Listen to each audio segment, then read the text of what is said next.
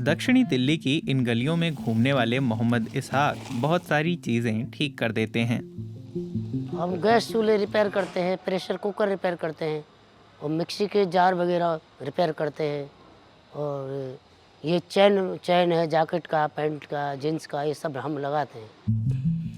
इसहाक जैसे लोग पहले बड़े शहरों में आसानी से दिख जाते थे, घर घर जाते थे, जितना संभव हो सके लोगों का सामान ठीक करते थे। उनमें दोबारा खराबी आती तो फिर से उसकी मरम्मत करते थे। लेकिन भारत में चीज़ें तेज़ी से बदली हैं। यहाँ भी पश्चिमी देशों की तरह इस्तेमाल करो और फेंको का चलन बढ़ा है, इसलिए देश में कचरे का अंबार बढ़ा है। भारत में रोज 1.5 लाख टन से ज्यादा ठोस कचरा पैदा होता है। पश्चिमी देशों के मुकाबले ये कम है, लेकिन 2025 तक ये दुगने से ज्यादा हो सकता है। कचरे की मात्रा बढ़ती ही जा रही है। साल दर साल हम नए किस्म का कचरा खड़ा कर रहे हैं। इस वेस्ट का कंपोजिशन भी बदल रहा है। नई नई चीजें इस कचरे के ढेर में जुड़ रही हैं, जैसे कि बैटरियां, CFL बल्ब, और इनके लिए अलग से कोई व्यवस्था नहीं है। इसलिए अब सोर्स सेग्रीगेशन यानी घरों में ही कचरे को अलग करने पर जोर दिया जाता है और लोगों को प्रेरित भी किया जा रहा है। सोर्स सेग्रीगेशन का मतलब है ठोस और गीले कचरे को पहली बार में ही अलग कर दिया जाए। भारतीय शहरों में अभी ऐसा कम ही होता है और ये चिंता की बात है। शहरों में कचरा प्रबंधन की प्राथमिकता नए सिरे से तय करने की ज़रूरत है। उसके फंड का बड़ा हिस्सा कचरा जमा करने और लाने ले जाने में जाता है। उसके प्रबंधन और प्रोसेसिंग के लिए बहुत कम पैसा बचता है।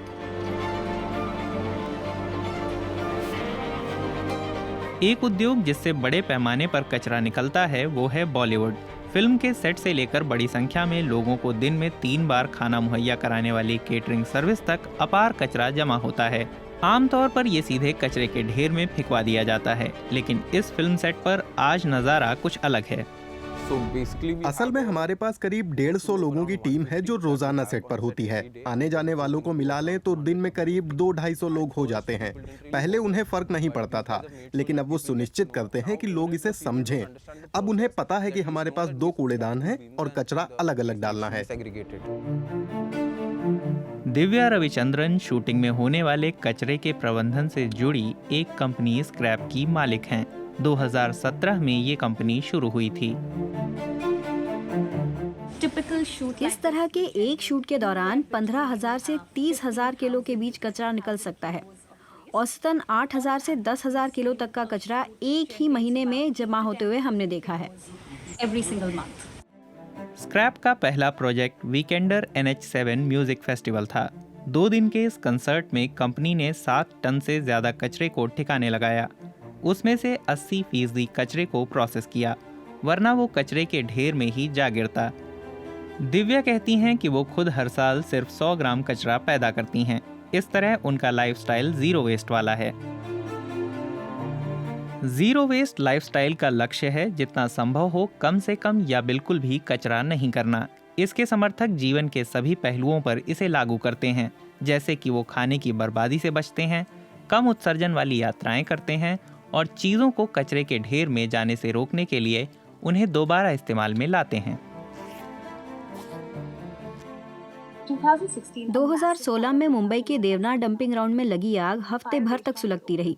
मैंने अपना डस्टबिन देखा और पूछा कि ये तमाम कूड़ा करकट आखिर कहाँ जाएगा, डंपिंग ग्राउंड क्या है और उसमें आग क्यों लगी।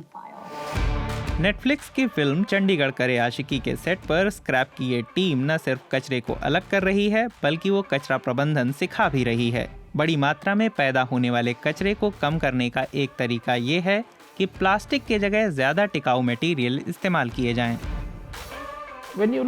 आप देखेंगे कि इतने सारे सिंगल यूज प्लास्टिक को असल में रिप्लेस किया जा सकता है।